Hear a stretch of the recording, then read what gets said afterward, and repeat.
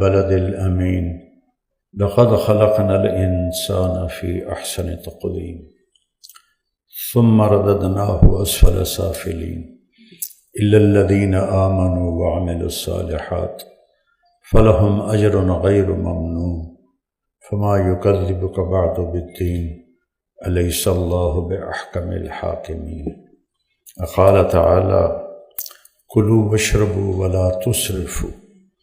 وقال تعالى يا أيها الرسل كلوا من الطيبات واعملوا صالحا.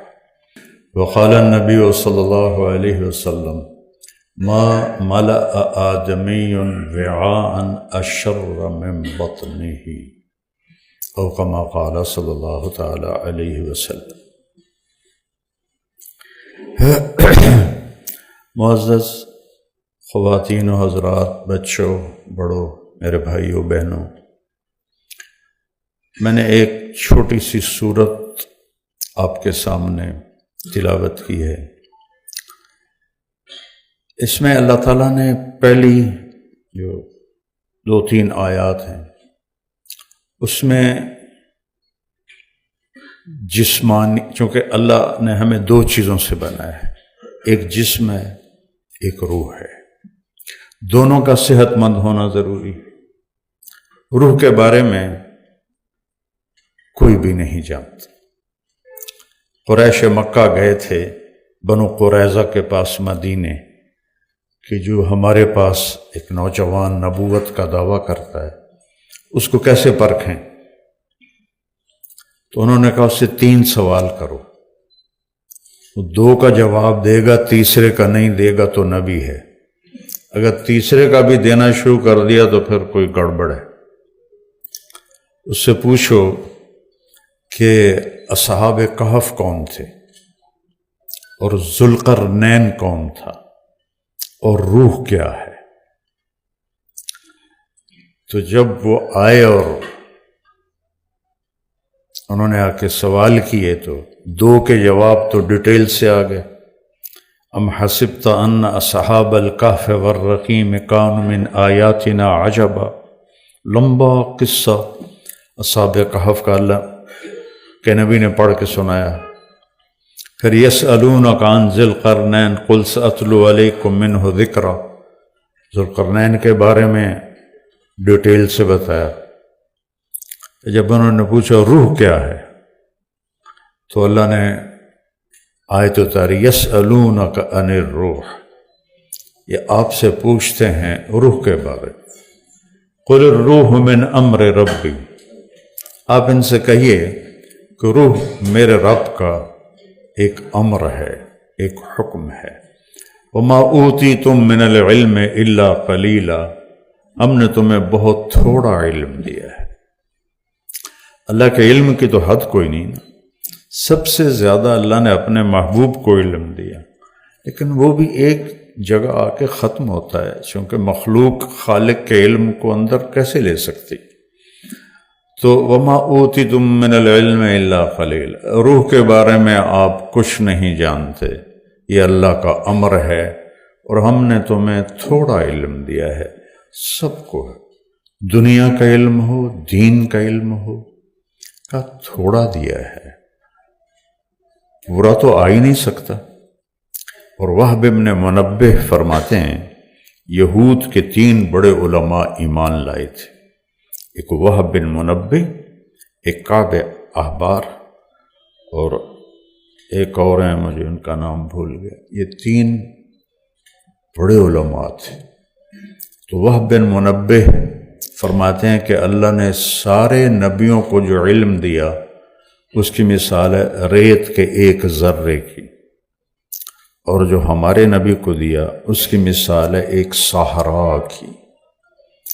اب میرا صحراؤں میں بہت سفر ہوا ہے، زندگی سفروں میں گزر گئی، کبھی عرش پر، کبھی فرش پر، کبھی ان کے گھر، کبھی در بدر.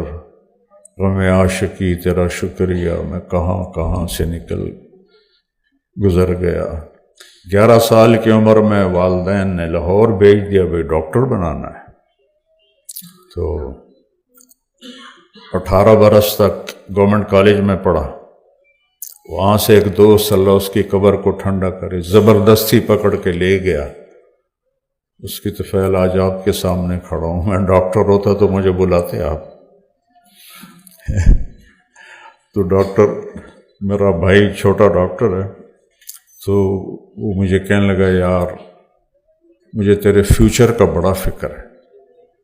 میں کہا میرا فکر نہ کر، اجے تو مولوی ہیں دال روٹی بھی کھا لی سائیں، تو اپنا فکر کر، اپنے سٹیٹس کا فکر کر. تو وہ جب وہ فارغ ہوا تو ڈاکٹروں کا ایک سیلاب، اب تو سیلاب سے طوفان ہے، سونامی ہے، ایک سیٹ پہ کتنے ہزاروں درخواستیں آئی ہوتی. تو ادھر نکلنے لگا یار پہلے میں نے تیرا فکر آئی ہوں اپنا لگ گئے کہ میرا کی بڑھنا. تو وہ کہتا ہم پہلے بڑے فخر سے کہتے تھے ہمارا بھائی گورنمنٹ کالج لاہور پڑھتا ہے، اب ہم کیسے کہیں کہ وہ مدرسہ ریمنڈ میں پھوڑیوں پہ بیٹھا ہے. تو صحرا اور ذرہ پھر بھی کہیں نہ کہیں جا کے کوئی ریشو بن جائے گی، لیکن ہمارے نبی کے علم اور ساری دنیا کے انسانوں کے علم میں کوئی ریشو نہیں کسی. یہ صرف انہوں نے سمجھانے کے لیے فرمایا. تو تیسری نشانی انہوں نے کہا تھا جواب نہیں دے گا، تو کہا ما اوتیتم من العلم الا قلیلا، تھوڑا ہی دیا گیا ہے. جب نطفہ ٹھہرتا ہے تو آپ لوگوں سے ہی سنا ہے کہ سب سے پہلے دل بنتا ہے، وہ دھڑکنا شروع کر دیتا ہے. پھر 3 اندھیروں میں اللہ تعالیٰ خلقا من بعد خلق فی ظلمات 3 اندھیروں میں اللہ تمہیں بتدریج بناتا ہے. تو ایک میں تو نہیں بن رہا تھا ماں کے پیٹ میں، میرے ساتھ کروڑوں بچے بن رہے تھے، جانوروں مادہ کے کروڑوں بچے بن رہے تھے، اندھیروں میں بن رہے تھے. اور کیا کمال قدرت ہے، روشنی کے ٹوٹل 7 رنگ ہیں، ٹوٹل 7 ارب انسان ہیں جو گنے ہیں، اس سے زیادہ ہوں گے. 14 ارب آنکھیں ہیں. 7 رنگوں کو کس طرح ملاتا ہے کہ ایک کی آنکھ کا رنگ دوسرے سے نہیں ملتا. کوئی آئی کے ڈاکٹر بیٹھے ہوں گے، جڑواں کا نہیں ملتا. کہ چلو آنکھ تو بڑی ہے، یہ جو انگلیوں پہ بڑی باریک لکیریں ہیں. اَيَحْسَبُ الْإِنسَانُ أَن لَّن نَّجْمَعَ عِظَامَهُ، سورۃ القیامہ. یہ کہتے ہیں کہ جب ہم مر گئے، ہڈی ہو گئے، اَإِذَا كُنَّا عِظَامًا نَخِرًا، ہڈی سے آگے چورا چورا ہو گئے، اب کون واپس زندہ کرے گا، کیسے ہوگا؟ تو اللہ نے اس کا جواب دیا بلا. بلا ہوتا ہے ایک چیلنج. کیا سمجھتے ہو، کیا کہہ رہے ہو؟ قادرین، میری قدرت دیکھنا. الا ان نسوی بنانا، اس انگلی کے پورے کی لکیریں بھی تیری ہی واپس کروں گی. ٹپ، فنگر ٹپ، بنان فنگر ٹپ کا یہ تیرا ہی ہوگا، کسی اور کا نہیں ہوگا. یہ پچھلی سے پچھلی صدی کے آخر میں یہ ڈسکور ہوا کہ یہ جو لکیریں ہیں دنیا میں سب کی الگ الگ ہیں. کہاں بنائی؟ ماں کے پیٹ کے 3 اندھیروں. 4 مہینے کے بعد زندگی شروع ہو جاتی. ہمیں تو اللہ نے ایمان دیا تو ہمیں پتہ ہے وَنَفَخْنَا فِيهِ مِن رُوحِنَا، ہم نے روح ڈال دی. لیکن جو اللہ کو نہیں جانتے وہ آج تک نہیں سمجھ سکے کہ یہ زندگی شروع کیسے ہوتی ہے، کیوں ہوتی ہے، ہر چیز پراپر کیسے بنتی ہے، جو وہ تو خالق کو نہیں جانتے. نیچر بیچارے اس میں پھنسے ہوئے. تو کس طرح وہ انسان کو بناتا ہے، پھر اس میں روح ڈالتا ہے. تو اب اس صورت میں اللہ نے ہم اشارہ کیا ہے کہ مکمل زندگی اس کی ہے کہ جسم بھی صحت مند ہو، روح بھی صحت مند ہو. اب جسم کی صحت کے لیے آپ کے پاس تھوڑا سا علم ہے، جو اللہ نے کہہ دیا ہے تھوڑا علم، روح کے بارے میں کچھ بھی نہیں، اللہ نے رہنمائی کی ہے۔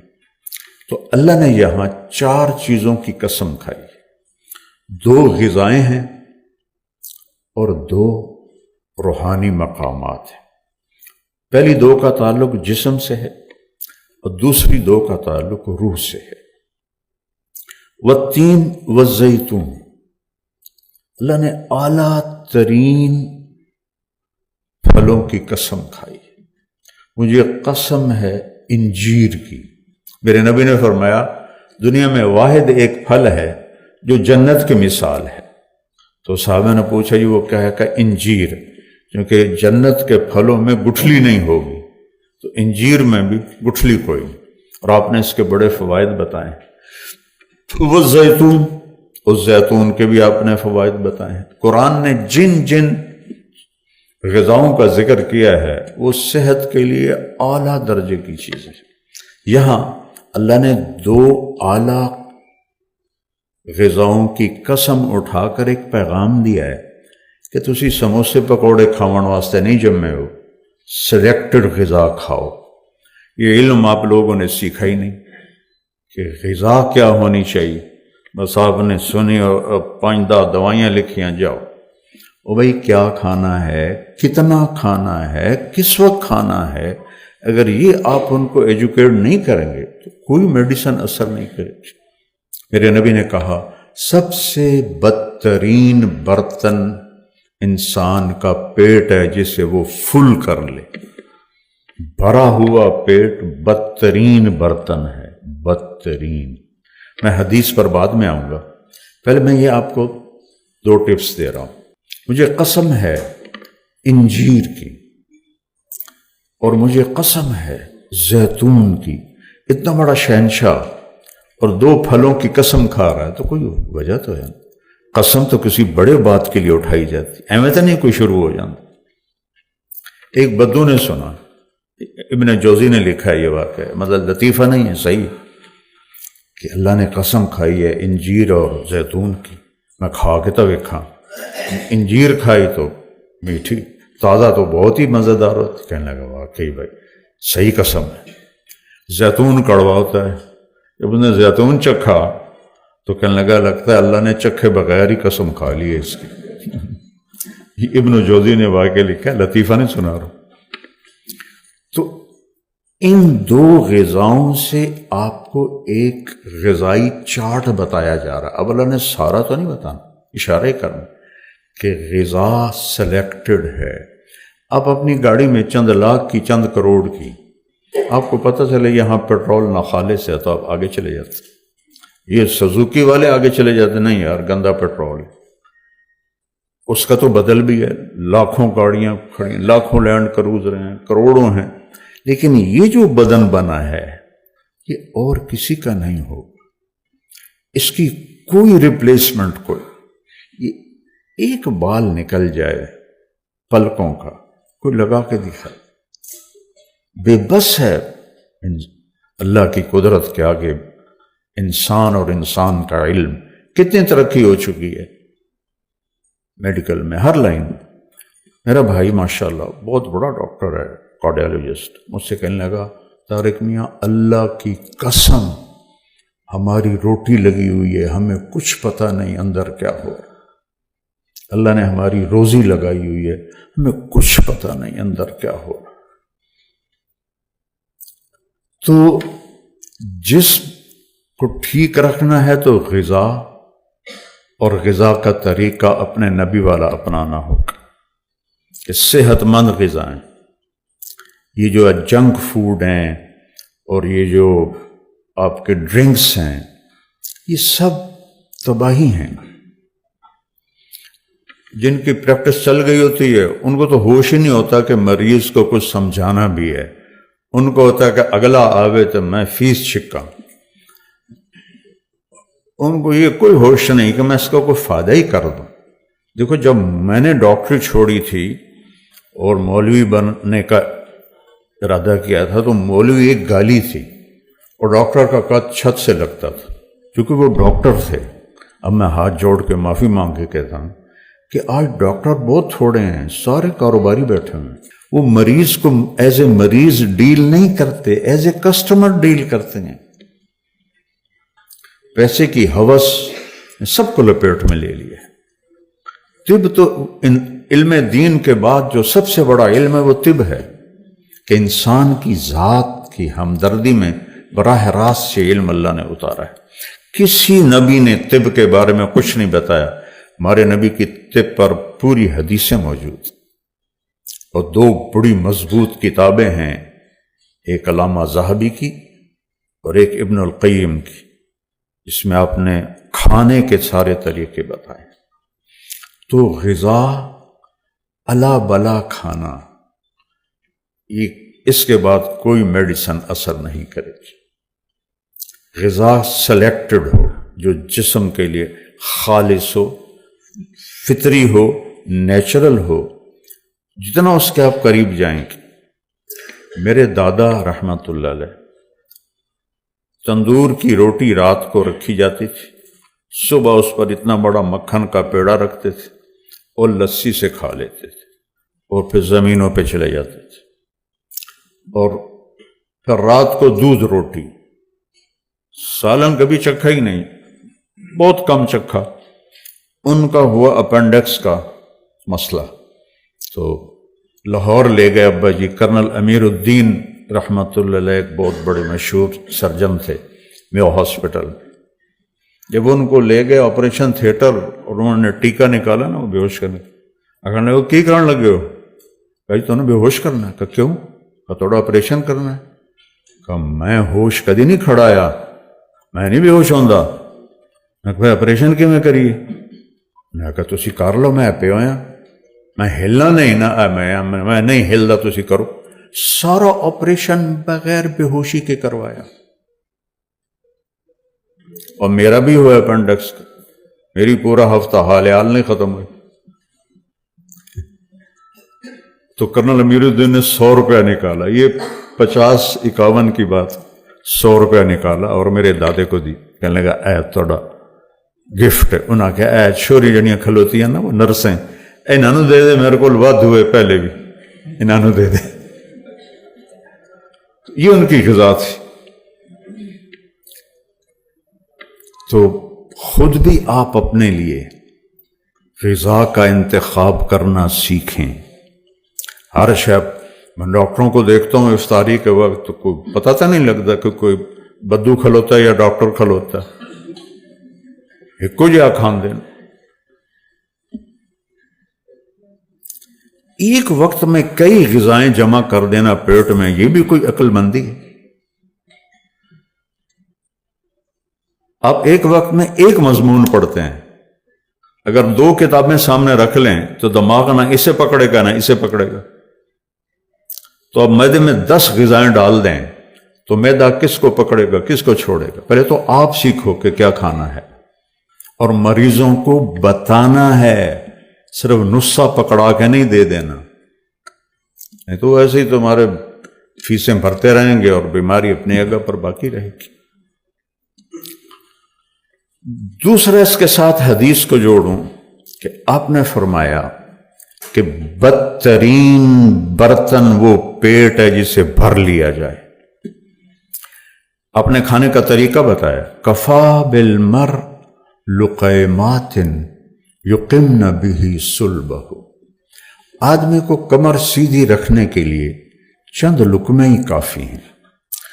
2 مہینے جو آپ صرف 2 کھجوریں کھا کے 60 دن گزارتے تھے، بھوک سے کوئی نہیں مرتا، رجے پیٹ نالی بندے مردن تے بیمار بھی ہوں دن۔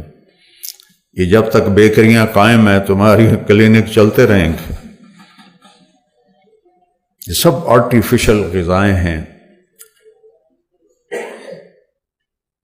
آپ ساری صبح کیا بریڈ کھا کے ناشتہ کر کے آتے ہو، میں نے 2 سلائس کھائے تھے، وہ کتنی کھنڈ بھری ہوئی ہے کدی ویکھیا جائے؟ ہم سادہ توے کی روٹی کھا کے اور بریڈ کھا کے آتا ہوں۔ پہلے تو میں آپ کو سمجھاؤں۔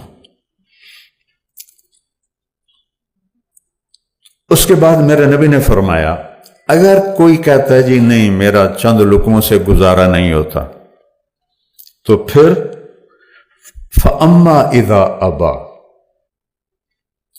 اگر وہ کہتا ہے نہیں یا رسول اللہ یہ چند لقموں سے گزارا نہیں ہوتا، فَثُلُثٌ لِلطَّعَامِ، 1/3 میدے میں کھانا ڈالو، وَثُلُثٌ لِلْمَاءِ، اور 1/3 پانی ڈالو، وَثُلُثٌ لِلنَّفَسِ، اور 1/3 خالی رکھو، بیمار نہیں ہوگے۔ تقدیر آ جائے تو الگ چیز ہے، بیماری نہیں آئی، کھانے کی وجہ سے بیماری نہیں آئی۔ اس میں کوئی کمی بیشی بھی غذا میں ہو جائے تو اگر یہ 3 حصے ہیں تو معدہ برداشت کر لے گا۔ میرا ایک دوست ہے، بڑا اچھا ڈائٹیشن ہے دبئی میں، انڈین ہے، ڈاکٹر افتخار۔ میں نے کہا یار مجھے بھی کوئی ڈائٹ چارٹ بنا دو، تو اس نے سارا مجھے لکھ کر دیا، کہا کھانے کے بعد پانی نہیں پینا۔ میں نے کہا پانی پینا تو حدیث میں آتا ہے، یہ جو میں نے ابھی حدیث آپ کو سنائی۔ کہنے لگا سوری مولانا صاحب، پانی ان کے لیے ہے جو سنت کے مطابق کھانا کھاتے ہیں، وہ پانی ضرور پئیں، لیکن جو میرے پاس لوگ آتے ہیں انہوں نے یہاں تک کھایا ہوتا ہے، اندر پانی جامن دا راہ ہی کوئی نہیں آندا، تو میں انہیں کہتا ہوں کہ پانی نہیں پینا۔ میں قربان جاؤں اپنے نبی پر، زندگی کا کوئی گوشہ خوشہ نہیں جو آپ نے بیان نہیں۔ ترکتکم علی محجۃ بیضاء، میں تمہیں کھلے روشن صاف سیدھے راستے پہ چھوڑ کے جا رہا ہوں، لیلھا کنہارھا، اس میں اندھیرا ہے ہی نہیں، روشنی روشنی ہے، رات بھی آتی ہے تو روشنی میں تبدیل ہو جاتی۔ ایسے آپ ہمیں زندگی عطا فرما کر گئے۔ تو بھوک رکھ کے کھانا، مقاقس نا مصر والا بادشاہ جس کو آپ نے دعوت دی تھی، اس نے آپ کو باندی بھی بھیجی تھی جن کا نام تھا ماریا رضی اللہ تعالیٰ عنہ، جن سے آپ کا بیٹا حضرت ابراہیم علیہ السلام پیدا ہوئے آخری عمر میں، اور ایک خچر بھیجا تھا جس کا نام تھا دلدل، مشہور ہے اس کا نام دلدل، اور ایک حکیم بھیجا تھا۔ تو آپ نے پوچھا کہ یہ کس لیے بھیجا ہے؟ کہا جی انہوں نے کہا کہ آپ کے ہاں بیمار ہوتے ہوں گے تو یہ میرا طبیب ہے، علاج کرے گا۔ کہا نہیں، اسے کو واپس چلا جائے، ہمارے ہاں کوئی بیمار نہیں ہوتا، چونکہ ہم میں سے کبھی کوئی پیٹ بھر کے کھاتا ہی نہیں ہے، تو بیمار وہ ہوتے ہیں جو یہاں تک کھا کے بیٹھے ہوں۔ جب ڈاکٹر کا اتنا پیٹ نکلا ہوا ہو تو وہ ڈاکٹر کہلانے کا حقدار ہے۔ تو پہلی 2 چیزیں ہو گئیں جسم کے ساتھ، کہ اپنے جسم کو چسکوں کے پیچھے برباد نہ کرو، سادہ غذا رکھو، پیٹ بھر کے کبھی نہ کھاؤ۔ تو میں نے اسے کہا یار اللہ کا فضل ہے، میں نے تو کبھی پیٹ بھر کے کھایا ہی نہیں، ساری زندگی گزر گئی، سارے بیماریوں نے بھی حملے کیے، لیکن میری بد پرہیزی کو اس میں دخل نہیں ہے، اللہ کی تقدیر اس میں داخل ہے۔ وہ جب میرا سٹینڈ پڑ رہا تھا تو ڈاکٹر شہریار صاحب ایسے دیکھیں اسکرین کو، ایسے حیران ہو، ایسے ایسے کریں۔ تو ایک اور میرا دوست ساتھ بیٹھا تھا ڈاکٹر، کہنے لگا ڈاکٹر صاحب کی گل ہے؟ کہا اے نالیاں تو کھالے طرح ہیں، یہ بند کیوں ہو گئی؟ یہ ڈاکٹر شہریار کے الفاظ تھے۔ تو وہ ایک تقدیر ہے، وہ تو الگ چیز ہے، اس پر ایمان لانا فرض ہے۔ وَنَبْلُوكُمْ بِالشَّرِّ وَالْخَيْرِ فِتْنَةً، ہم تمہیں آزمائیں گے، دکھ دے کر بھی سکھ دے کر بھی۔ ہمارے نبی بھی بیمار ہوئے، اور آخری جو مرض الوفات ہے وہ تو 13 دن آپ کو رہا، سخت بخار، سخت بخار۔ اب پیالے میں پانی ہوتا تھا، بار بار پانی لے کر ماتھے پر لگاتے تھے، سر پہ لگاتے تھے بخار کی شدت کی وجہ سے۔ تو پہلا سٹیپ ہے کہ کھانا کیا ہے، وہ میں نے مختصر آپ کو بتا دیا کہ وہ غذا جو اس بدن کی ضرورت ہے وہ اس کو کھلائیں۔ میں تو شادیوں میں جاتا نہیں ہوں کہ وہ رات 10-11 بجے کھانے کھلتے ہیں، میں 10 بجے سے پہلے سو جاتا ہوں۔ 1-2 دفعہ گیا تو رات کو حلوہ پوڑی چل رہا تھا کھانے کے ساتھ، میں کہا تھوڑا بیڑا غرق ہوئے، یہ حلوے پوڑی کھا کے تو چنوٹیاں دا ہاں جی کننا وہ کننا بھی کھاونا ہے تسی آ لی پھر بریانی بھی کھاونی ہے تو اتو جا کے تسی سو جاونا ہے تو تھوڑا بڑھنا کی ہے. تو میرے نبی نے ہمیں یہ درس دیا ہے اپنے خود بھی سیکھو اپنے مریضوں کو بھی بتاؤ تب جا کے آپ کا کلینک کا حق ادا ہوگا. ورنہ باقی سارے کاروباری ادارے بن چکے ہیں اب تو ڈاکٹر پوچھنے کی تکلیف ہی نہیں کرتے. پہلے اسسٹنٹ بیٹھے ہوتے ہیں وہ بی پی چیک کرتے ہیں وہ ساری ہسٹری لیتے ہیں وہ ہسٹری ڈاکٹر کے آگے رکھ دی جاتی ہے وہ نسخہ وہ ہسٹری دیکھ کے نسخہ لے کے اس کے ہاتھ میں پکڑا آتا ہے تاکہ جلدی مریض فارغ ہو پچھو 5000 ہو رہا جائے. اس کا اب اگلا حصہ وَطُورِ سِینِین وَهَذَا الْبَلَدِ الْأَمِینِ اس کا تعلق روح کے ساتھ. اور ایک دوسری بات میرے نبی نے کہا لا سمرۃ بعد العشاء عشاء کے بعد کوئی گفتگو نہیں کوئی میٹنگ نہیں جلدی سو تہجد میں اٹھو.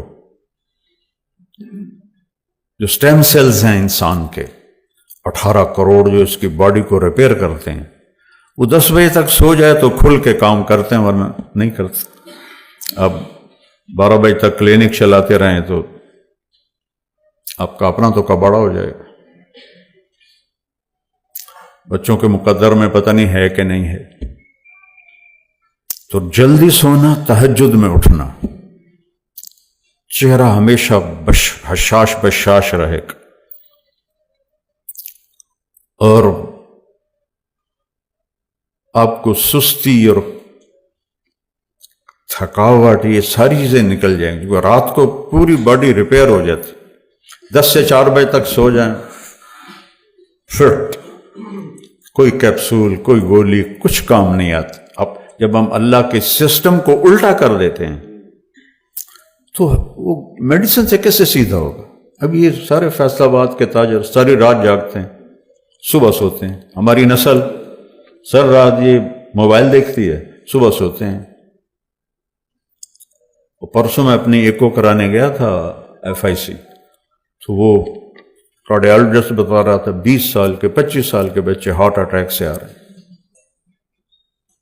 20-25 سال کی عمر میں بھی ہارٹ اٹیک کبھی کسی کو ہو. تو سیکھیں نبی کی زندگی دن رات کیسے گزارنے کھانا کیا ہے کیا نہیں کھانا ہے کب کھانا چھوڑ دینا ہے.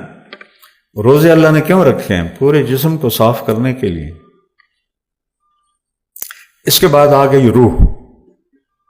روح کو نہ روٹی چاہیے نہ پانی نہ عورت نہ کھانا نہ منصب نہ عہدہ نہ اولاد نہ گاڑیاں کچھ بھی نہیں چاہیے. وہ تو ایک لطیف چیز ہے وہ اللہ کا امر ہے اللہ سے اس کی غذا ہے اللہ کا تعلق اور اللہ کے نبی کا تعلق چونکہ اللہ کا تعلق نبی کے وسیلے سے ملے گا.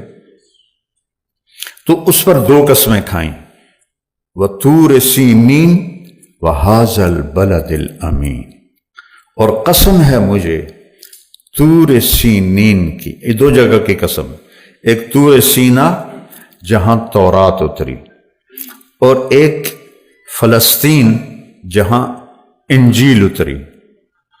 وَهَذَا الْبَلَدِ الْأَمِینِ اور قسم ہے اس امانت والے شہر کی جہاں قرآن اترا مکہ. تو یہ 2 چیزیں اللہ نے اندر کے نظام کے لیے روح کے لیے بنائی. اب 2 چیزوں کو اللہ نے قرآن میں ملا دیا. اوتیت المثانی مکان التورات میرے نبی نے فرمایا کہ سورہ فاتحہ کے بدلے میں اللہ نے مجھے تورات عطا کی ہے. والمائدہ مکان الانجیل اور انجیل کے جگہ مجھے اللہ نے سورہ مائدہ عطا کی ہے. والحوامیم مکان الزبور حامیم سے 6 صورتیں ہیں اکٹھی یہ مجھے زبور کے بدلے میں دی ہیں. تو ساری آسمانی کتابیں تین جگہ آ گئیں سورہ فاتحہ سورہ مائدہ اور حامیم. وَفُضِّلْتُ بِالْمُفَصَّلَاتِ، باقی قرآن سے مجھے اللہ نے عزت بخشی۔ تو روح کا جو تعلق ہے اس کو اللہ چاہیے۔ اسے کچھ جنید جمشید جو ہے نا، پہلی دفعہ 97 میں مجھے کسی نے ملایا میوزک کی دنیا میں۔ میں کالج میں پہلے گلوکار تھا، ڈاکٹر تھا، میں کوئی نہ ہی بڑھنا پیودہ لیتا رہی، میں تو ادھر ہی کہیں بھٹک جاتا۔ مجھے تو پرائمری اسکول سے گانے کا شوق تھا، تیسری جماعت سے میں نے گانا شروع کیا FSC تک، سینٹرل ماڈل اسکول میں، گورنمنٹ کالج میں۔ تو میں نے جنید جیسا فیم میوزک میں نہیں دیکھا، اور اس کی جو شہرت اور اس کی خوبصورتی، قد کاٹ، میں نے ایسا کوئی آرٹسٹ نہیں دیکھا۔ تو مجھے ایک لڑکا لے کر آیا، میری تو جان پہچان ہی نہیں تھی، کہا جی آپ اس سے بات کریں۔ مجھے نہیں یاد میں نے کیا بات کی، اس نے میری بات کاٹ دی، کہنے لگا ایک بات پوچھنی آپ سے۔ میں نے کہا کیا؟ کہا ایک پاکستانی نوجوان جس گلیمر کو خوابوں میں دیکھتا ہے وہ مجھے فزیکلی حاصل ہے۔ سمجھے آپ میری بات؟ پاکستانی نوجوان جس گلیمر کو خوابوں میں دیکھتا ہے مجھے فزیکلی حاصل۔ پھر یہاں اندھیرا ہے، یہاں اندھیرا ہے، یہ جگہ خالی ہے۔ مجھے لگتا ہے اس کی مثال کیا خوبصورت، مجھے لگتا ہے میں وہ کشتی ہوں جس کے لیے کوئی ساحل نہیں۔ ایسا کیوں ہے؟ میں نے کہا تمہیں ایک مثال دیتا ہوں، تمہارے اس گھٹنے میں درد ہے، تم میڈیسن یہاں لگا رہے ہو، ٹھیک ہو جاؤ گے؟ کہنے لگا نہیں۔ میں نے کہا کیوں؟ اس لیے کہ جہاں درد ہے وہاں میڈیسن نہیں جا رہی، جہاں درد ہے نہیں وہاں تم ٹیوبیں لگا رہے ہو۔ میں نے کہا یہ جو اندھیرا ہے یہ تمہاری روح میں ہے، تم اسے میوزک میں، لڑکی میں، نشوں میں اور ڈانس میں ڈھونڈ رہے ہو، تو یہ چیزیں تو وہاں جاتی ہی نہیں۔ اندھیرا تو روح میں ہے نہ کہ تیری باڈی میں۔ اس کو اللہ چاہیے، اللہ کا رسول چاہیے۔ تو اللہ نے کیا خوبصورت، سبحان اللہ، سارا قرآن ہی خوبصورت ہے، کس طرح جسم اور روح کو اس نے ایسے اکٹھا کر کے آپ کے سامنے رکھا ہے۔ وَطُورِ سِینِین وَهَٰذَا الْبَلَدِ الْأَمِینِ۔ مکے میں قرآن اترا، اور طور سینین دو جگہ ہیں جہاں زبور، انجیل اور تورات اتری، ان کو اللہ نے قرآن میں ڈال دیا۔ اب قرآن ساری آسمانی کتابوں کا مجموعہ ہے۔ اب آپ سارا سال قرآن کھول کے نہ دیکھیں تو آپ کو کیسے پتہ چلے گا کہ اللہ کون ہے اور میں کون ہوں؟ اپنا آپ نہیں جانیں گے کہ میں کون ہوں۔ تو پھر یہ 97 کی بات، 2002 میں وہ 3 چلے کے لیے تبلیغ میں چلا گیا، تو مجھے اس کا فون آیا، مجھے نہیں پتا تھا کہ وہ نکل گیا 4 مہینے کے لیے۔ کہا جی مول صاحب میں اس وقت بالا کوٹ میں ہوں، ایک پرانی مسجد ہے کھنڈر جیسی، اور اس کا ٹوٹا ہوا فرش ہے اور ایک پھٹی ہوئی چٹائی ہے، میں اس پہ لیٹا ہوا ہوں، اور جو سکون میں 5 سٹار ہوٹلوں میں ڈھونڈتا تھا وہ مجھے یہاں مل رہا ہے۔ مجھے لگتا ہے میں ہوا میں اڑ جاؤں گا، جس کے الفاظ مجھے لگتا ہے میں ہوا میں اڑ جاؤں۔ پھر اللہ نے کیسی زندگی دی، اسی آواز کو اللہ نے نعت میں لگایا۔ پوری دنیا میں ایسا نعت خاں کوئی نہیں آیا، اردو میں تو کوئی نہیں آیا، اور شہادت کی موت پائی۔ تو روح کو اللہ چاہیے۔ اللہ کے لیے کتاب اللہ ہے اور رسول اللہ ہے، ان دو سے تعلق کے بغیر اللہ کو نہیں پہچان سکتے آپ۔ اناٹمی پڑھے بغیر ڈاکٹر بن سکتے آپ؟ پہلا سٹیپ اناٹمی ہے۔ تو اندر کی دنیا آباد ہو جائے تب جا کے انسان کو سکون ملتا ہے۔ سب سے زیادہ پاورفل، طاقتور امریکہ ہے، تو وہاں سب سے زیادہ نشہ بکتا ہے۔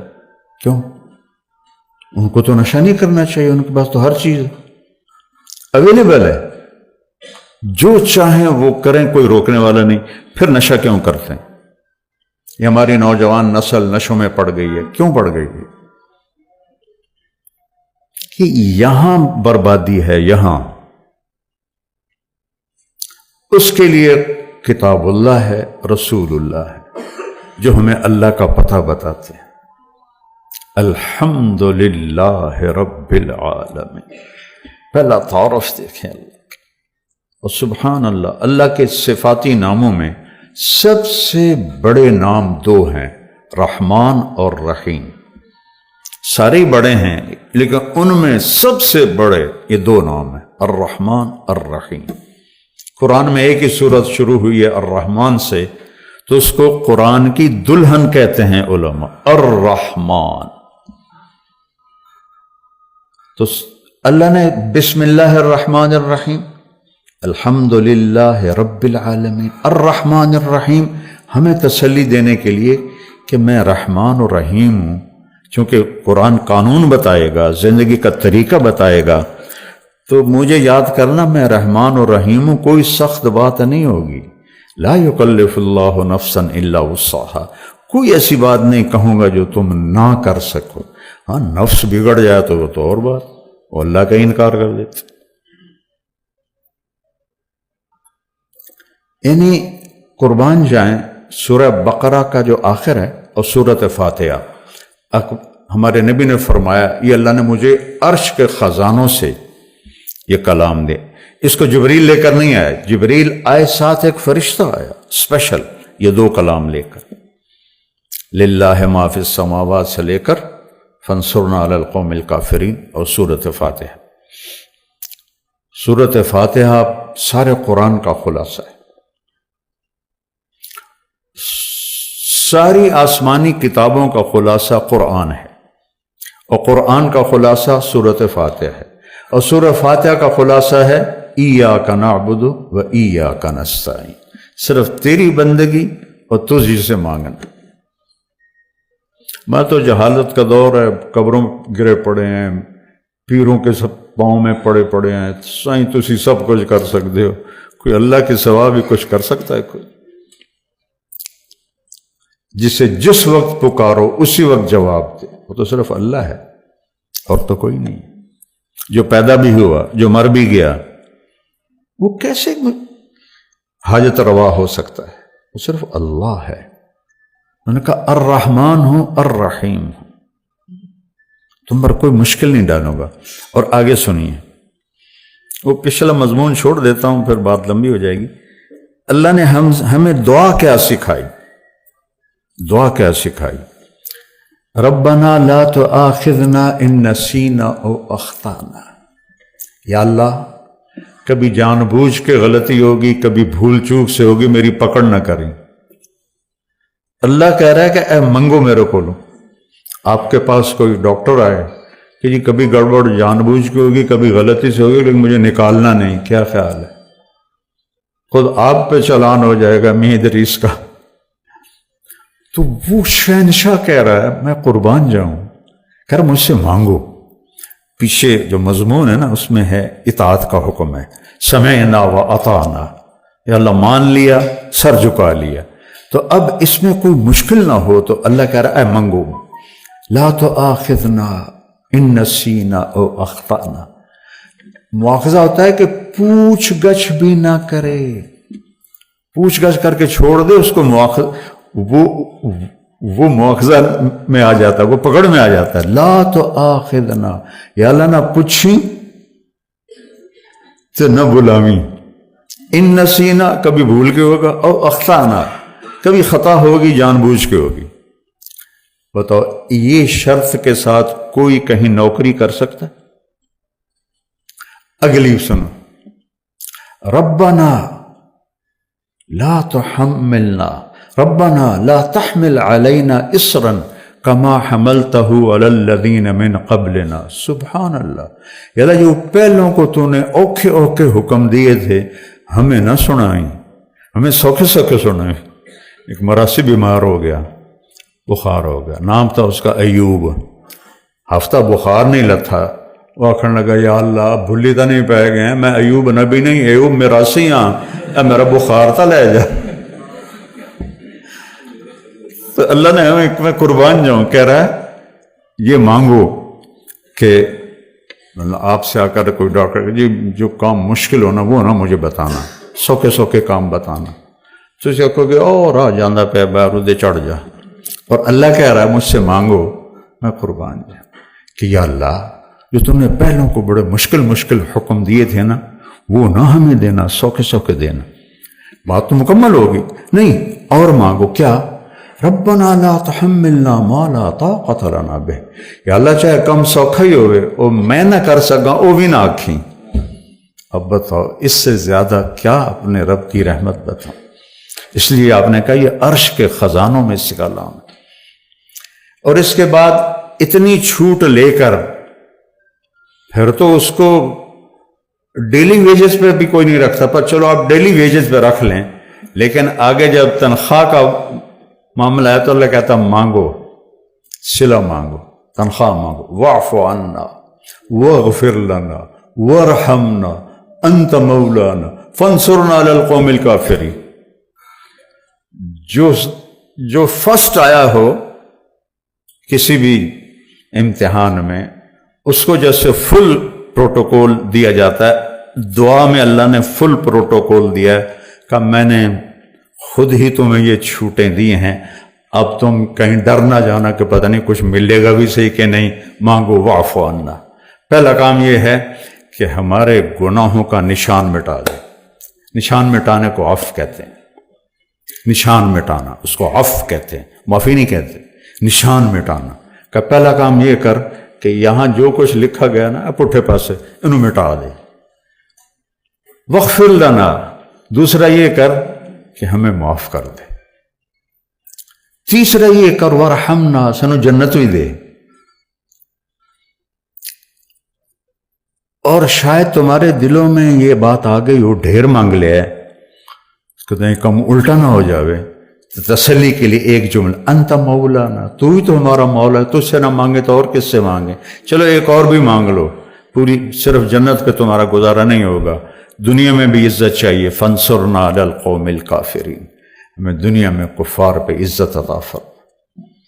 سبحان۔ تو اللہ سے جڑنے کے بغیر روح مکمل نہیں، اور کھانے کے احتیاط کے بغیر جسم مکمل نہیں، میڈیسن سے نہیں یہ مکمل ہوتا۔ تو روح کو اللہ سے جوڑنا ہے، اس کے لیے کتاب اللہ ہے اور رسول اللہ ہے۔ قل ان کنتم تحبون اللہ فاتبعونی، اگر دعویٰ کرتے ہو کہ ہمیں اللہ سے بڑا عشق ہے تو میری غلامی میں آؤ۔ اللہ کہہ رہے ہیں ان سے کہو کہ میری غلامی میں آؤ، میرے بن کے دکھاؤ، یحببکم اللہ، پھر میں تم سے پیار کروں گا۔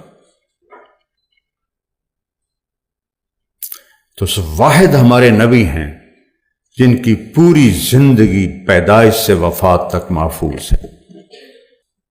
یعنی ایک معمولی سی بات، جب آپ کسی کو بلاتے تھے جیسے مرضی بلائیں، لیکن حدیث میں آتا ہے جب آپ کسی کو بلاتے تھے تو ایسے کر کے بلاتے تھے، ایسے نہیں کرتے تھے۔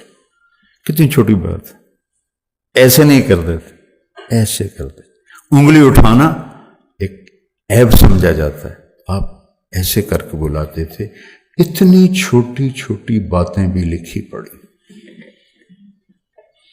جب آپ کو کوئی بلاتا تھا ادھر سے یا رسول اللہ تو آپ ایسے نہیں کرتے تھے۔ اب یہ ساتھی کھڑا ہے، یہ مجھ سے کہے مولوی صاحب تو میں اتنا ہی کروں، ادھر والا کوئی کہے مولوی صاحب تو میں اتنا کروں گا۔ اور جب میرے نبی کو کوئی بلاتا تھا یا رسول اللہ تو آپ ایسے کرتے تھے، پورا سینہ دیتے تھے، گردن نہیں۔ ادھر سے کوئی بلاتا یا رسول اللہ تو آپ ایسے کرتے تھے۔ پیچھے سے کوئی بلاتا تو فل موڑ کے اس کے طرف پھر کر کہتے تھے جی فرمائیے۔ میں نے آپ کو ایک چھوٹی سی مثال دی کہ میرے نبی کی زندگی کا ایک ایک ذرہ لکھا پڑا ہے۔ کوئی نبی ایسا نہیں ہے جس کی زندگی اس طرح محفوظ کی گئی ہو۔ آپ کی چال کیسی تھی، آپ کی گفتار کیسی تھی، آپ کا معاملہ کیسا تھا، آپ گھر میں کیسے تھے، آپ باہر کیسے تھے، آپ نے شادیاں کیوں کی، زندگی سمجھانے کے لیے، چونکہ سب سے مشکل رشتہ خامد اور بیوی ہے، اسے نبھانا سب سے مشکل ہوتا ہے۔ تو آپ نے کہا دیکھو مجھے عورتوں کی کوئی خواہش نہیں ہے، میں نے جہاں شادی کی، جہاں بیٹی کی شادی کی، اللہ کی وحی آئی پھر میں نے قدم اٹھایا، ورنہ 25 سال کا نوجوان 40 سال کی بیوہ عورت سے شادی کر سکتا ہے؟ آج کسی 25 سال کے بچے کو اس کا باپ کا پترا ہے 40 سال دی بیوہ ہے تیری شادی کرنی، وہ تو کراچی دوڑ جائے گا۔ تو آپ نے 25 برس 40 سال کی عورت کے ساتھ گزارا، جب ان کا انتقال ہوا آپ کی عمر 50 سال ہوئی تو 10 شادیاں کر لیں۔ زندگی سمجھائی، گھر میں زندگی میاں بیوی کا نباہ بڑا مشکل ہوتا ہے، چونکہ یہ خونی رشتہ نہیں ہوتا ہے، ایک بول پہ بنتا ہے ایک بول پہ ٹوٹتا ہے، تو یہ سب سے مضبوط ترین اور اہم ترین رشتہ ہے کہ اس سے رشتے جنم لیتے ہیں۔ یہ پہلا رشتہ آدم و حوا کا قائم ہوا، خامد اور بیوی کا قائم ہوا۔ اللہ نال 3-4 پتر بھی بنا کے دے دینا، وہ کڑی مشکل ہے، کن فیکون ہی کرنا ہے۔ نہیں، اولاد پہلے ماں باپ، پہلے میاں بیوی بنایا پھر اولاد دی۔ اور عجب میرے نبی کی شان ہے، جب وہ نکاح ہو گیا نا جنت میں تو اللہ نے کہا مہر دو، آدم حوا کو مہر دو۔ مہر کیا چیز ہے؟ یہ کسی کی بیٹی کی قیمت نہیں ہے، چاہے جھونپڑی والا ہو چاہے محل والا ہو، یہ ایک علامت ہے کہ جب تک یہ نکاح باقی ہے یہ لڑکا اس لڑکی کے خرچ کا ذمہ دار ہوگا، کمانا اس کے ذمہ نہیں ہوگا، کمانا اس لڑکے کے ذمہ ہوگا۔ یہ مہر اس لیے ہے۔ تو انہوں نے پوچھا جی کیا مہر دوں؟ فرمایا تیری نسل میں میرا آخری نبی آئے گا، اس پہ ایک دفعہ درود پڑھ دے، یہ مہر ہے۔ کم از کم دن میں 300 دفعہ تو چلتے پہ صلی اللہ علیہ وسلم ہی پڑھ لو تو یہ کثرت سے درود والا بن جائے گا۔ جو 300 دفعہ پڑھے کثرت سے درود والا ہے، اور جو کثرت سے درود پڑھتے ہیں اس کی تو کوئی حد نہیں، لیکن 300 سے وہ کثیر میں آ جاتا ہے، جیسے 33 نمبر سے پاس ہونے والوں میں آ جاتا ہے۔ آپ نے کہا میں ان کی شفاعت کروں گا قیامت کے دن۔ اپنے نبی کو پڑھو، ان کی زندگی پڑھیں۔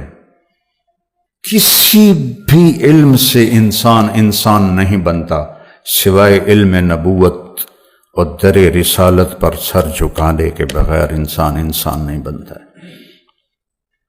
ایک دفعہ ایک بدو آیا، کہنے لگا محمد آپ کبھی بدتمیزی کا جواب بدتمیزی سے نہیں دیتے۔ آپ نے کہا لبیک، ورنہ آپ کہتے ہو میں نبیوں کو منہ سنبھال کے بات کر۔ لبیک، کہا تیری 3 باتیں بڑی عجیب ہیں، سمجھ نہیں آتی۔ آپ نے کہا کیا؟ کہا تو کہتا ہے ہم پیو دادے کا دین چھوڑ کے تیرا دین قبول کر لیں گے۔ کیوں؟ ہم کیوں چھوڑیں گے؟ اچھا، اور؟ تو کہتا ہے روم بھی فتح ہو جائے گا، ایران بھی فتح ہو جائے گا، اے جڑے بیٹھے ہوں اے فتح کرن گے، کپڑے ہی پورے نہیں، جوتی کوئی نہیں، روٹی کوئی نہیں، انہیں فتح کرنا ہے، یعنی سپر پاور ایران اور روم۔ ہم کہا اچھا، اور؟ تیسرا تو کہتا ہے مر جائیں گے، مٹی ہو جائیں گے، پھر اٹھ جائیں گے۔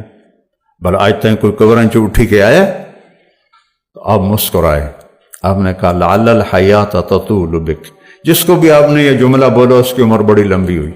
آپ نے کہا لگتا ہے تیری عمر لمبی ہوگی، تو ایک دن تو دیکھے گا یہ سارا عرب میرا کلمہ پڑھے گا، اور ایک دن تو دیکھے گا روم اور ایران فتح ہو کے مدینے میں آئیں گے، اور باقی رہے گی تیسری بات مر کے اٹھنے کی، تیرا یہاں سے ہاتھ پکڑوں گا اور تجھے یاد دلاؤں گا تیسری گل ہوگی کہ نہیں ہوگی۔ وہ کہنے لگا میں نہیں مانتا، واپس چلا گیا۔ تو جب فتح مکہ ہوا سارا عرب کلمہ پڑ گیا، کہنے لگا بھائی ایک گل تو ہو گئی، حضرت عمر کے زمانے میں روم بھی فتح ہو گیا، ایران بھی فتح ہو گیا، کہنے لگا بھلیا لوکا دوئی بھی ہوگی کہ جائیں تری نہ ہو جائے چل جا کے کلمہ پڑھ۔ تو اپنے گاؤں چھوڑ کے آیا، حضرت عمر کا دور تھا اور اس نے کلمہ پڑھا۔ وہ جب کبھی حضرت عمر کی مجلس میں آتا تو حضرت عمر کھڑے ہو جاتے۔ وہ 22 لاکھ مربع میل کا حکمران اور عمر جس کو دیکھ کے شیطان بھی راستہ بدل لیتا ہے، تو سارے لوگ بڑے حیران ہوتے ہیں، معمولی جہا بندہ ہے یہ واسطے امیر المومنین کھلو جاندے کی چکر۔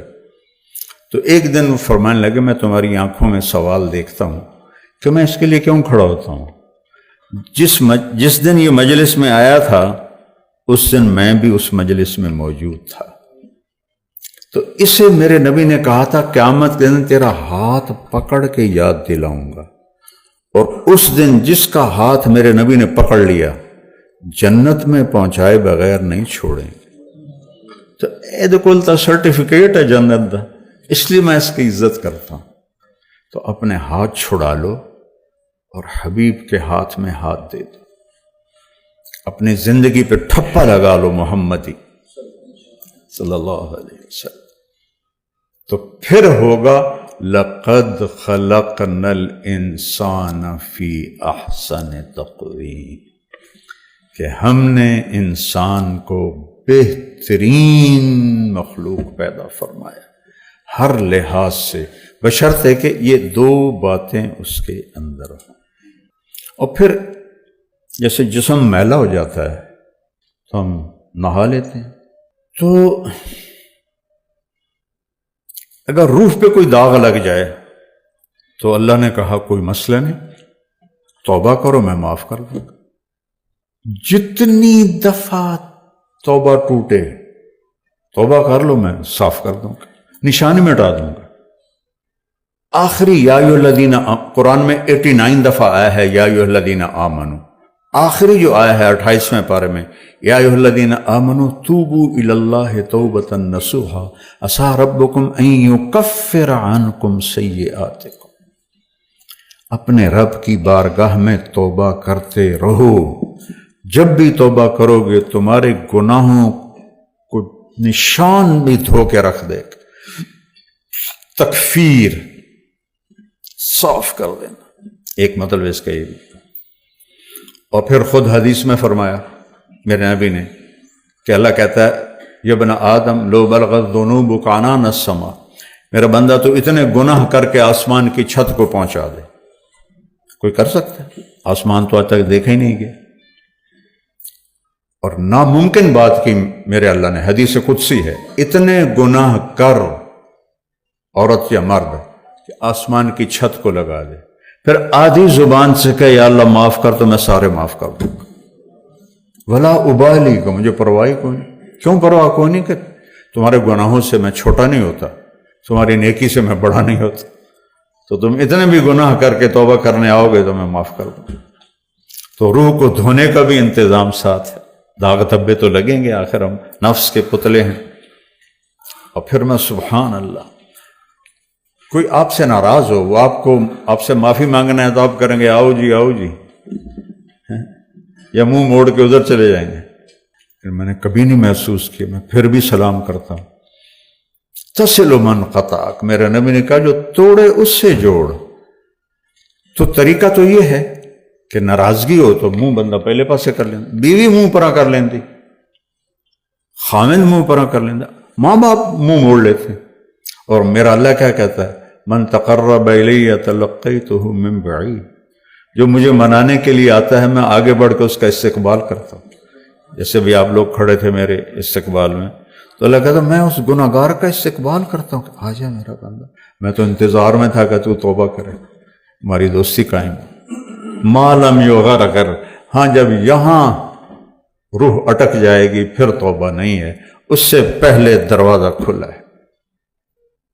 تو میرے بھائی بہنوں، یہ میں نے 2 آیتیں آپ کے سامنے بیان کی ہیں جو ساری آپ کی میڈیکل لائن سے ہیں، بلکہ ہر انسان کی لائن سے ہیں، کہ وہ جسمانی طور پر بھی اچھا ہو، اس کے لیے اس کی غذاؤں کا استعمال، اور خاص طور پہ جو حرام ہے، ایک حرام ہے شراب ہے، سوگر ہے، ایک حرام ہے کہ رشوت ہے، بدعنوانی ہے، اور 2 نمبری ہے، اس سے بھی حرام ہو جاتا ہے۔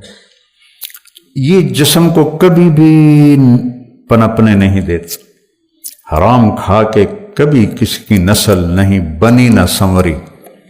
ایجوکیٹ کریں اپنے آپ کو بھی، اپنے مریضوں کو بھی، اور اس روح کو اللہ سے جوڑیں قرآن کے ذریعے اور نبی کی سیرت کے ذریعے۔ قرآن کو پڑھیں، اس کا ترجمہ پڑھیں، مکی صورتوں کو پڑھیں، اللہ مجھ سے کیا چاہتا ہے، اللہ کیا کہتا ہے۔ قریش نے کہا، آخری بات کر رہا، یار ہمیں تو اپنی پیڑھیاں یاد ہیں، کیونکہ ان کو اپنی پیڑھیاں جیسے ہمارے یہاں مراسی ہوتے ہیں، ہمارے جو قدیم پنجاب کے ذمہ دار ہیں، ہمارے مراسی ہوتے ہیں جو ہماری پیڑھیاں ہم سے بھی زیادہ جانتے ہیں، وہ ان کی تعریف کر کے انہوں نے قبراں بھی مٹا گئیاں، پھر انہوں نے سرداریاں گڈ کے ساڑھے کول پیسے بھی لے جاندے، دانے بھی لے جاندے، بیماری کا علاج بھی ہوتا ہے، بچیاں دیا شادیاں بھی ہوندیاں۔ اب عام طور پر تو ذمہ داروں نے یہ سلسلہ چھوڑ دیا ہے، میں نے باقی رکھا ہوا ہے، میں نے اپنے مراسیوں سے اب تک وفا کی ہوئی ہے، اور اللہ مجھے توفیق دیتے رہے۔ تو وہ پیڑھیاں سے میرے نبی کا نسب نامہ آدم تک محفوظ ہے، وہ تو آپ کا معجزہ ہے، ورنہ تو عدنان کے آگے تو کسی کو کچھ پتہ نہیں، لیکن میں آپ کو برکت کے لیے سناتا ہوں۔ محمد بن عبداللہ بن عبد المطلب بن ہاشم بن عبد مناف بن قصی بن کلاب بن مرہ بن کعب بن لوی بن غالب بن فہر بن مالک بن نضر بن کنانہ بن خزیمہ بن مدرکہ بن الیاس بن مضر بن نزار بن معد بن عدنان بن اود بن حمیسہ بن سلامان بن عوس بن بوز بن قموال بن ابی بن عوام بن ناشد بن حذا بن بلداس بن یدلاف بن طابخ بن جاحم بن ناحش بن ماخی بن عیفی بن عبقر بن عبید بن الدعاء بن حمدان بن سنبر بن یثربی بن یحزن بن یلحن بن ارعوا بن عیدی بن زیشان بن عیسر بن اقناد بن ایہام بن مقصر بن ناحث بن زارع بن سمی بن مزی بن عوض بن عرام بن قیدار بن اسماعیل بن ابراہیم بن آذر بن ناحور بن سروج بن رعوب بن فائج بن عابر بن ارفخشاد بن سام بن نوح بن لامک بن متوشالہ بن یرد بن ملحل ایل بن قینان بن آنوش بن شیس و بن آدم علیہ السلام۔ یہ صرف ہمارے نبی کا معجزہ ہے، باقی عدنان تک ہی سارے جاتے ہیں۔ تو وہ کہنے لگے ہمیں تو اپنے پیو دادے کا پتہ، اپنے رب کا نسب تو بتا، تیرے رب کا نسب کیا ہے؟ تو سورہ اخلاص اتری، 4 آیات، جبریل کے ساتھ لاکھوں کروڑوں فرشتے اترے ان 4 آیات کے لیے۔ قل، میرے نبی کہیے، ہوا، وہ جس کے بارے میں پوچھ رہے ہو، اللہ، اس کا نام ہے اللہ، اور وہ کیسا ہے؟ الاحد، اکیلا، ایک نہیں، اکیلا، ایک کا 2 بنتا ہے، اکیلا پہ 2 نہیں بن سکتا۔ فارسی میں صحیح معنی ہے اس کا یکتا، اردو میں ایسا طاقتور لفظ کوئی نہیں، وہ اکیلا ہے، احد۔ تو گزارا کیسے کرتا ہے اکیلا؟ اللہ الصمد، وہ اللہ ہر چیز سے بے نیاز ہے، زمان و مکان سے جو بے نیاز ہو، اور کھانے پینے سے بے نیاز ہو، سونے جاگنے سے بے نیاز ہو، موت بیماری سے بے نیاز ہو، سبحان اللہ، اس کا نام ہے اللہ۔ ہمارے بر صغیر میں کہتے ہیں خدا، خدا فارسی کا لفظ ہے، کسی نے بنایا تھا، صحیح ہے، جسے کسی نے نہ بنایا ہو، لیکن جب آپ اللہ کہتے ہیں تو اللہ نے یہی نام اپنا رکھا ہے، اور اس میں 99 صفات ساری آ جاتی۔ اللہ الصمد، کسی کا محتاج نہیں۔ اچھا، وہ کیسے محتاج کیسے نہیں؟ کہ لم یلد ولم یولد، نہ اوپر کوئی سلسلہ ہے نہ نیچے، نہ اس کا کوئی بیٹا بیٹی بیوی، نہ باپ دادا پردادا، تو اس کی محتاجی کیسے ہو سکتی ہے؟ تو کا کچھ اور سمجھاؤ، نہیں، ولم یکن لہ کفوا احد، اس کی کوئی مثال ہی کوئی نہیں، تو سمجھایا کیسے جائے؟ بھائی یہ سمجھو کہ اس جیسا کوئی نہیں ہے۔ یہ جب اللہ سے تعلق تھا تو امت عزت پر تھی۔ تو میری گزارش ہے کہ قرآن پڑھیں، سیرت پڑھیں، 5 وقت نماز کا اہتمام کریں، نماز قضا نہیں ہونی چاہیے۔ میرے نبی کی آخری وصیت تھی نماز نماز نماز، یہ کہتے کہتے آپ اللہ کے پاس چلے گئے۔ اور مریضوں کے ساتھ ہمدرد بنیں، ان کو کمائی کا ذریعہ نہ بنائیں، رزق حلال ہے، آپ مشورہ دیتے ہیں، فیس لیتے ہیں، لیکن لالچ میں نہ پڑیں۔ یہ لیبارٹریوں سے بھی آپ کے سلسلے جڑے ہوتے ہیں، بھائی اتنے پرسنٹ ساڈا تھے، اتنے پرسنٹ تھوڑا تھے. اور یہ جو ہیں دوائیوں والے، انہوں نے ڈاکٹروں کو خریدا ہوتا ہے، یہ لیبارٹریوں والوں نے خریدا ہوتا ہے، تو ڈاکٹر تو نہ رہے گا نا، بکاؤ مال ہو گیا. تو ڈاکٹر بن کے دکھاؤ، اللہ سے صلہ لو. رزق حلال تھوڑا بھی کافی ہوتا ہے، اور اس ہینکی پھینکی کا رزق کبھی کافی نہیں ہوتا، ہمیشہ آدمی بھوکا رہتا ہے. اور قرآن پڑھو اور اپنی ڈیوٹی کو ایمانداری سے ادا کرو. اپنے بچوں کو گھر میں ٹائم دو. میں وہاں پریسٹن میں تھا تو میرے ہیڈک کے لیے مجھے لے گئے نیورولوجسٹ کے پاس. اتوار کا دن تھا. میں نے کہا تو اتوار ہے، کہ یہ چھٹی نہیں کرتے. تو 2 ڈاکٹر تھے پاکستانی، تو وہ مریض اٹینڈ کر رہے تھے، مجھے بھی اٹینڈ کیا، میڈیسن لکھی.